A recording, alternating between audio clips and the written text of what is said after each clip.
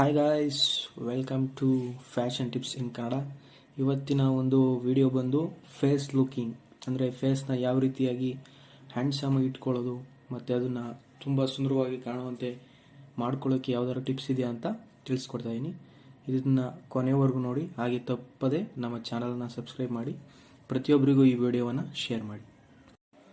First tips ಬಂದು teeth, ಹಲ್ಲುಗಳು. ನಿಮ್ಮ ಹಲ್ಲುಗಳನ್ನು ನೀವು ತುಂಬಾ ನೀಟಾಗಿ ಇಟ್ಕೊಳ್ಬೇಕಾಗತ್ತೆ. ಯಾಕೆಂದರೆ ನಿಮ್ಮ ಫೇಸ್ನಲ್ಲಿ ನೀವು ಸ್ಮೈಲ್ ಮಾಡಿದಾಗ ಮೋಸ್ಟ್ ಅಟ್ರಾಕ್ಷನ್ ಅಂದರೆ ಅದು ನಿಮ್ಮ ಹಲ್ಲುಗಳಾಗಿರ್ತವೆ, ನಿಮ್ಮ ಟೀತ್ ಆಗಿರುತ್ತೆ.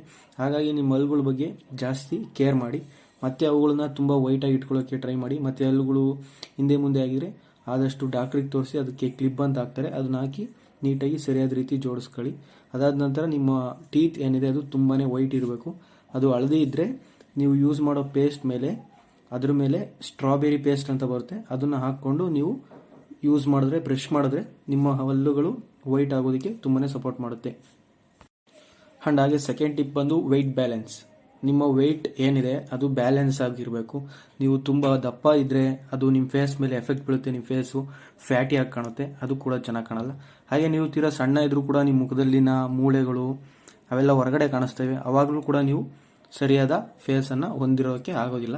ಹಾಗಾಗಿ ನೀವು ನಿಮ್ಮ ವೆಯ್ಟ್ ಮೇಲೆ, ನಿಮ್ಮ ವೆಯ್ಟ್ ಗೇನ್ ಅಥವಾ ವೆಯ್ಟ್ ಲಾಸ್ ಬಗ್ಗೆ ಖಂಡಿತ ಗಮನ ಹರಿಸ್ಬೇಕಾಗುತ್ತೆ. ವೆಯ್ಟ್ ಲಾಸ್ ಇರೋರು ವೆಯ್ಟ್ನ ಸ್ವಲ್ಪ ರೈಸ್ ಮಾಡ್ಕೊಳ್ಳಿ, ವೆಯ್ಟ್ ಹೆವಿ ಇರೋರು ಸ್ವಲ್ಪ ಕಡಿಮೆ ಮಾಡ್ಕೊಳ್ಳಿ. ನಿಮ್ಮ ಫೇಸ್ ಅವಾಗ ತುಂಬಾ ಚೆನ್ನಾಗಿ ಕಾಣುತ್ತೆ. ಏಕೆಂದರೆ ನಿಮ್ಮ ಬಾಡಿ ವೆಯ್ಟ್ ಮೇಲೆ ನಿಮ್ಮ ಫೇಸ್ನ ಒಂದು ಲುಕ್ ಡಿಪೆಂಡ್ ಆಗಿರುತ್ತೆ. ಹಾಗಾಗಿ ದಯವಿಟ್ಟು ಫೇಸನ್ನು ಸ್ವಲ್ಪ ನೀಟಾಗಿ ನೋಡ್ಕೋಬೇಕು ಅಂದರೆ ನಿಮ್ಮ ಬಾಡಿ ವೆಯ್ಟನ್ನು ನೀವು ಬ್ಯಾಲೆನ್ಸ್ ಮಾಡ್ಕೋಬೇಕಾಗುತ್ತೆ. ಥರ್ಡ್ ಟಿಪ್ ಬಂದು ಐಸ್, ಕಣ್ಣುಗಳು.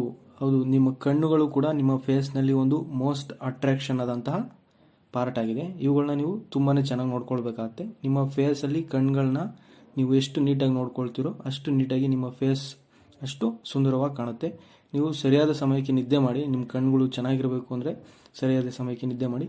ಮತ್ತು ಅತಿಯಾಗಿ ಫೋನಲ್ಲಿ ಪಬ್ಜಿ ಆಡೋದು, ಫೋನಲ್ಲಿ ಟೈಮ್ ಪಾಸ್, ವಾಟ್ಸಪ್ ಅದು ಇದು ನೋಡ್ತಾ ನೀವು ಟೈಮ್ ಪಾಸ್ ಮಾಡಿದ್ರೆ ನಿಮ್ಮ ಕಣ್ಣಿನ ಕೆಳಗಡೆ ಡಾರ್ಕ್ ಸರ್ಕಲ್ಸ್ ಅಂತ ಬರುತ್ತೆ. ಅದರಿಂದ ನಿಮ್ಮ ಕಣ್ಣಿನ ಕೆಳಗಡೆ ಆ ಪಾರ್ಟ್ ಏನಿದೆ ಅದು ಕಪ್ಪಾಗುತ್ತೆ, ಅದರಿಂದ ನಿಮ್ಮ ಲುಕ್ ಕೆಟ್ಟೋಗುತ್ತೆ. ಹಾಗಾಗಿ ನೀವು ಹೆಚ್ಚು ಹೊತ್ತು ಫೋನಲ್ಲಿ ಕಾಲ ಕಳೆಯೋದನ್ನು ಬಿಟ್ಟು ರಾತ್ರಿ ಸರಿಯಾದ ಸಮಯಕ್ಕೆ ನಿದ್ದೆ ಮಾಡಿ. ಇದರಿಂದ ನಿಮ್ಮ ಕಣ್ಣಿನ ಕೆಳಗಡೆ ಬರುವಂಥ ಡಾರ್ಕ್ ಸರ್ಕಲ್ಸ್ ಬರೋದಿಲ್ಲ.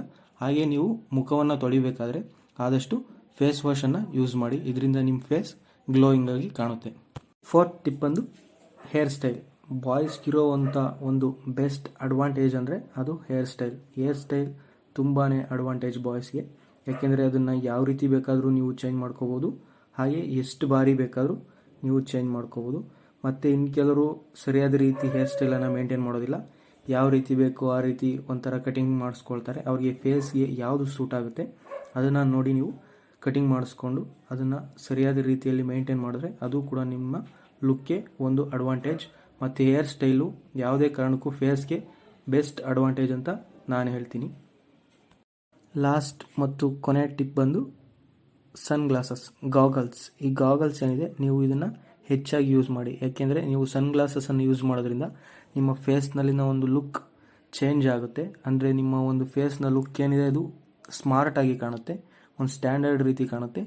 ಮತ್ತು ಇದರಿಂದ ನೀವು ಎಲ್ಲಾದರೂ ಸ್ಟ್ರೀಟಲ್ಲಿ ಅಲ್ಲಿ ಇಲ್ಲಿ ನಡೀತಾ ಇರಬೇಕಾದ್ರೆ ನಿಮ್ಮ ಕಣ್ಣಿಗೆ ಧೂಳು ಹೋಗೋದು ಕೂಡ ಕಂಟ್ರೋಲ್ ಆಗುತ್ತೆ. ಮತ್ತು ಸನ್ ಗ್ಲಾಸಸ್ ಸಣ್ಣ ಇದರಿಂದ ಲೈಟಿಂದ ತಡೆಯೋದಕ್ಕೂ ಕೂಡ ನಿಮ್ಮ ಕಣ್ಣಿಗೆ ಸಪೋರ್ಟ್ ಆಗಿರುತ್ತೆ. ಈ ಸನ್ ಗ್ಲಾಸಸ್ ಏನಿದೆ ಬಾಯ್ಸ್ಗೆ ತುಂಬಾ ಲುಕ್ಕಾಗಿ ಕಾಣುತ್ತೆ.